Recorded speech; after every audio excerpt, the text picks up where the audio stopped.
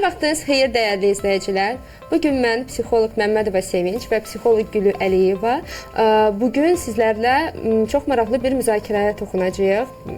Salam, hər vaxtınız xeyir Gülü xanım. Salam Sevinç xanım, xoş gördük. Təşəkkür edirik ki, bugünkü müzakirəyə siz bizimləsiz hal-hazırda. Mən təşəkkür edirəm dəvətiniz üçün. Çox sağ olun və istəyərdim əslində ilk olaraq belə bir fikirdən başlayım ki, bəzən 15-17 yaşlı yeniyetmələr hələ hansı peşəni, hansı istiqaməti seçəcəklərini bilmirlər. Və bundan nəticədə müəyyən narahatlıq, stres hissi yaranır yeniyetmələrdə. Sizcə bu yaşda belə bir sual vermək, hansı peşə ya da ki mən heç peşəmi bilmirəm, hansı istiqamətə yönələcəyimi bilmirəm. Bu sualları vermək nə dərəcədə normaldır?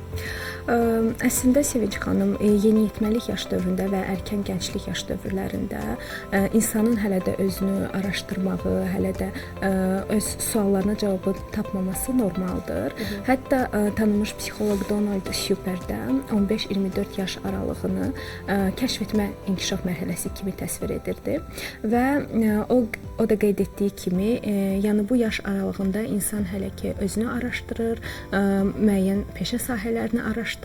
Bəzi insanlar artıq müəyyən bir qərar verirlər, kim olmaq istəyirlər. Bəzi insanlar isə hələ də tam əmin deyirlər hansı sahəni seçsinlər deyə və hər iki halda əslində çox normal bir prosesdir. Sadəcə burada bilirsiniz, əsl problem nədədir Sevinç xanım? Əsl problem bilmirəm cavabında deyil. Əsl problem insanın özündən dərhal bir cavab gözləməsindədir. Və təkcə bu insanın özündə deyil, onun ətrafında olan insanlar da onun dərhal cavab tapmasını gözləyir. Düzdür, razıyam. Amma praktikada belə bir situasiya ilə tanışıq ki, məsəl üçün yeniyetmənin sinif yoldaşlarına müqayisəsi baş verir. Məsələn, o izləyir ki, hər hansı bir sinif yoldaşı artıq peşəsini seçib, kimsə universitet seçib, kimsə artıq balacalıqdan kim olmağı bilir və belə bir situasiyada özünü müqayisə edərkən onda müəyyən bir fikir yaranır və belə bir fikir səslənir ki, hamı irəlidədir, amma mən gecikirəm. Və bu gecikmənin qarşısını necə almaq olar? Hansı tövsiyələr verə bilərik? Sizin bu dediyiniz fenomena biz sosial müqayisə deyirik psixologiyada. Bu necə baş verir? Yeniyetmənin hələ daxilində müəyyən tərəddüdlər var. O əmin deyil hansı sahəni seçmək istəyir, müəyyən suallar var və digər bir yeniyetmə görür. Kənardan digər yeniyetmə çox qərarından əmin kimi görünür.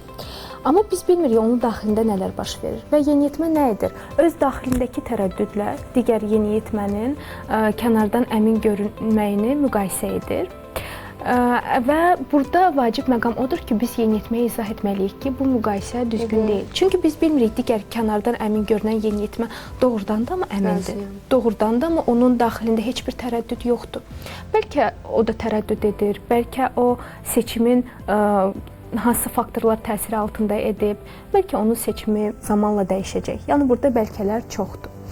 Amma qeyd etdiyim bu situasiyada ki, müqayisə baş verir, onda o narahatlıq, stres hissi yarandıqdan, o narahatlıqdan qurtarmaq üçün tez seçim edə bilər. Məsəl üçün, balı hansı universitetdə, hansı ixtisasa çatırsa, o peşəni seçir. Ya da ki, ətrafda ona hansı təsir göstərirlər, hansı tövsiyə verirlər, o meyar ola bilər. Ya da ki, hansı peşə statusu yüksəkdir, hansı peşənin maaşı yüksəkdir. Bu meyarlar onun üçün bir növ kriteriyadır peşə seçimində və düşünürəm ki, belə bir situasiyada tələsmiş bir formada peşə seçimini etmək müəyyən bir risk yarada bilər. Gəlin bu risklər haqqında da danışaq ki, qarşısını almağa biz çarə tapaq. Tamamilə doğru vurğulayırsınız Sevinç xanım. Bəli, burada müəyyən risklər var və əsas risk nədən ibarətdir? Seçimi bir meyar üzrə etmək. Məsələn, keçid balım yüksəkdir, yüksək keçid balı tələb edən peşəyə verirəm. Və yaxud da müəyyən sahə düşünürəm ki, gələcəkdə daha çox gəlirli bir sahədir, ona görə o sahəni seçirəm. Amma yüksək bal bu peşənin doğrudan da mı insana uyğun olub-olmadığını göstərirmi? Və yaxud da yüksək gəlirli olmağı insanı bu sahədə özünü xoşbəxt hiss etməyin təmin edirmi? Təbii ki, bunlar qeyri-dəqiq bir şeylərdir. Ona görə də biz peşə seçərkən yalnız bir meyar üzərindən deyil, biz bir neçə meyarları nəzərə almalıyıq. Burada insanın maraqlarıdır, burada insanın bacarıqlarıdır və dəyərləridir. bunların hamısını eyni zamanda qiymətləndirməyi, dəyərləndirməyi bacarmalıyıq. Burada artıq maraqlı suallar yaranır ki, bəs onda hansı faktorları daha digitallı mən araşdırmalıyam? Məsəl üçün mən yeniyetməyəm və mən müəyyən bir ixtisasa yiyələnmək istəyirəm. Bunu etmək üçün mən hansı detalları öyrənməliyəm, nələri araşdırmalıyam? Gəlin bu haqqda məlumatı müzakirə edək. Əslində burada vacib məqam odur ki, yeniyetmə yalnız peşənin adına və təsvirinə baxmalı deyil. Məsələn, gəlin bir situasiyaya baxaq. Məktəb zamanı yeniyetmə biologiya fənnini çox sevir, yaxşı öyrənir, hətta yaxşı qiymətlər alır, olimpiyadalarda iştirak edir. Və düşünür ki, biologiyanı yaxşı bilir deyə və sevir deyə həkimliyə getməlidir. Amma burada bir vacib məqam unudulur. Həkimlik yalnız biologiyadan ibarət deyil. Təbii ki. Daha dərinliklərə ensək, təbii ki, çox sahəli bir peşədir, yəni müəyyən sahələri var həkimliyin. Biz ümumi belə baxırıq. Ümumi baxsaq, həkimlikdə nələr var? Həkimlər əsasən gərgin iş qrafiki ilə çalışırlar, yüksək qərar vermə bacarıqları formalaşmalıdır, uzun müddətli təhsil alırlar, insanlarla daima ünsiyyətdə olurlar və s. Yəni belə baxsaq, təkcə orada biologiya tələb olunmur. Tələb olunan əsas bacarıqlara baxsaq çoxdur. Və insan burada özünə belə bir sual verməlidir ki, mən doğrudanmı bunları yiyələnə biləcəmmi, bacaracağamı? Digər bir nümunəyə də baxa bilərik. Məsələn, IT sahəsi ilə bağlı. Yəni orada da sahələr çoxdur. Biz ümumi baxsaq, hal-hazırda hər yerdə IT barədə çox eşidirik. Çox aktual bir sahədir. Hər gün onunla bağlı yeni peşələr çıxır və s. Amma hər kəsmi onun dərinliklərinə enir və araşdırır. Çox az. Bəli, çox az sayda və əslində insan çox aktualdır deyə o sahəni seçir, sonra gedir təhsil alır, işləməyə başlayır və başa düşür ki, əslində heç ona uyğun bir sahə deyil imiş. Çünki əvvəlcədən tam dəqiq araşdırmayıb. Tamam və burada fərz edirəm ki, yeniyetməyəm və mənim belə bir sualım yaranır ki, bəs mən hardan başlamalıyam? Mən hansı məlumatları toplamalıyam? Bunu necə bir formada edə bilərik? Bunu əslində peşə xəritəsini quraraq etməyi olar. Peşə xəritəsi nədir və nələr daxildir bura? Peşə xəritəsi insan özünün maraqlarını, bacarıqlarını və dəyərlərini araşdırır. Yəni hansı sahə mənə maraqlıdır? O sahədə hansı fəaliyyətlər var və o fəaliyyətlər doğrudan da mənə maraqlıdır?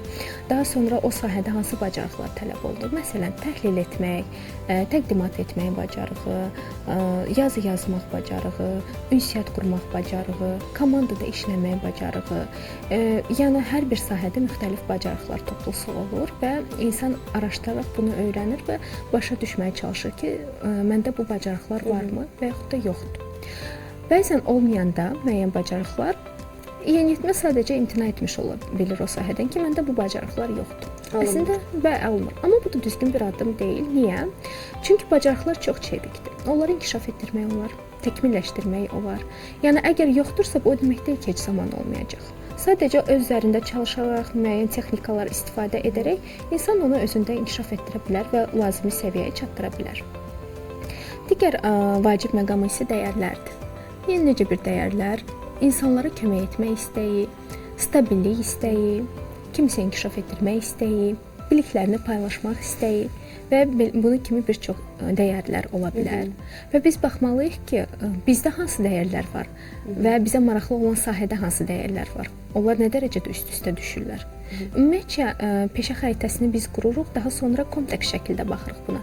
Həm maraqlara, həm bacarıqlara, həm dəyərlərə. Hamısını eyni zamanda qiymətləndirərək uyğun bir sahəni tapırıq. Elə ola bilər ki, insan yəni bunun əksi özünü bir neçə sahədə tapmış ola bilər.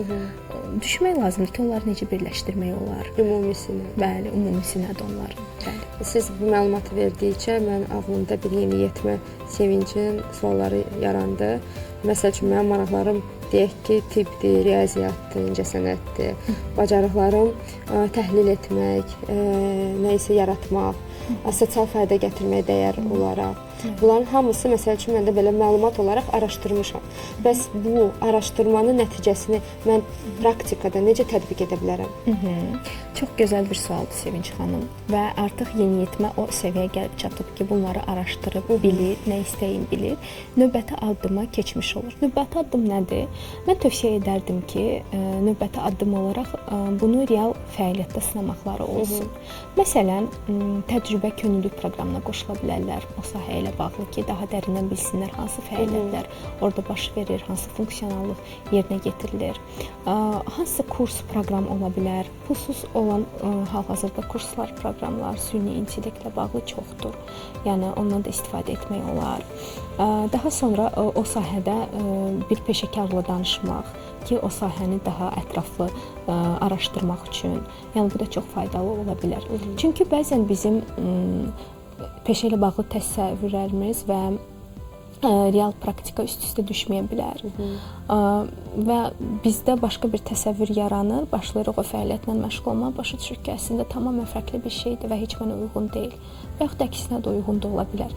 Yəni bunun belə deyək, problem yaratmasın deyə uyğunsuzluğu, onu real sınaqdan keçirsək və tam şəkildə anlasaqmı, bu mənə doğrudan da mı uyğundur, nələri mən burada bacara bilərəm, nələr mənə çətin gəlir, nələr asan gəlir, suallarını cavablamış oluruq. Siz indi qeyd etdiyiniz məlumata əsaslanaraq düşündüm ki, qeyd etdiniz ki, mütəxəssislə tanış olmaq, danışmaq. Düşünürəm ki, bir yeniyetmə, məsəl üçün psixoloqla danışaraq psixologiya nədir, psixoloqun işi, onun funksiyaları haqqında məlumatı daha ətraflı ala bilər və doğrudan da düşünürəm ki, bu tövsiyələr faydalıdır. Könüllülük də əsasən də sosial bacarıqları inkişaf etdirməyə kömək edən bir imkanlardır. Və burada qeyd etmək istəyirəm ki, biz artıq mövzumuzun başlanğıc nöqtəsinə çatmışıq ki, peşə seçimi tez verilən bir seçim deyil, tez verilən bir qərar deyil və bu uzun bir prosesdir. Bəli, Sevinç xanım, peşə seçimi yəni bir anda veriləcək qərar deyil. Peşə seçimi zamanla dəqiqləşən bir prosesdir.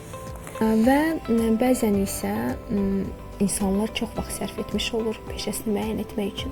Bəzən isə az zaman sərf edirlər. Elə insanlar var ki, erkən yaşdan artıq bilirlər kim olmaq istəyirlər və onların müəyyən dəyərləri, maraqları formalaşıb. Elə insanlar var ki, müəyyən bir yaşa gəlirlər, hələ də anlamırlar ki, kim olmaq istəyirlər, hansı sahədə inkişaf etmək istəyirlər. Bu da tam normaldır. Yəni hər iki vəziyyət normal bir şeydir. Sadəcə insan dayanmamalıdır, daima özlərində çalışmalıdır ki, inkişaf etməlidir ki, müəyyən bir nailiyyətə çatsın.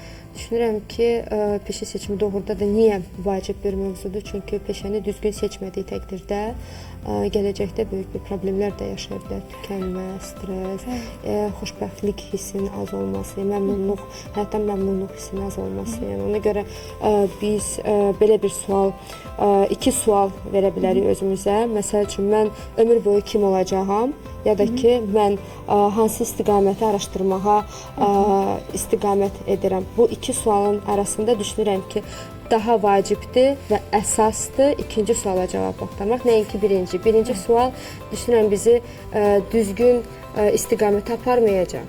Çünki bizim həyatımız elə bir həyatdır ki, hər dəfə nəsə dəyişilir.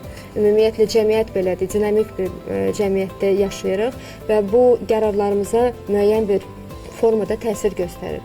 Ona görə hazırda hansı istiqaməti araşdırmağa dəyər sualına cavab vermək daha məqsədə uyğundur. Bəli, Sevinç xanım, tamamilə bu mövzuda sizinlə razıyam və mən izləyicilərimə tövsiyə vermək istərdim ki, Abituriyent nömrə 4 jurnalı, hansı ki təzəlikcə nəşr olunub, orada psixoloq tövsiyələri bölməsi var, hardakı peşə seçiminə aid gözəl bir məqaləmiz çap olunub. O məqalə ilə tanış olmağınızı tövsiyə edərdim, çünki ətraflı peşə seçimi barədə məlumat var.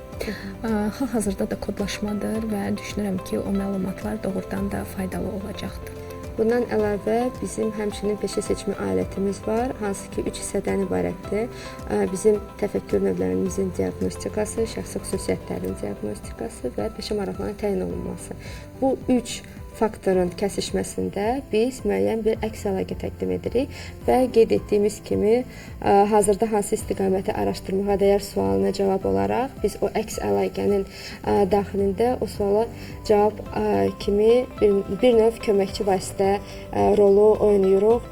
Ona görə bizim peşə seçimi alətindən yararlanmağa düşünürəm ki, faydalı olar. Təşəkkür edirəm Gülü xanım bugünkü müzakirədə iştirak etdiyiniz üçün. Çox dəyərli bir müzakirə oldu və düşünürəm ki, izləyicilər də müəyyən bir faydalı məlumatlar əldə etdi. Bir daha minnətdaram. Mən təşəkkür edirəm. Doğrudan da çox aktual və maraqlı bir mövzudur. İzləyicilərimizə də uğurlar arzu edirəm ixtisas seçimində. Təşəkkürlər. Dəyərli izləyicilər, çox sağ olun ki, bizimləsiz. Sizə uğurlar arzu edirik.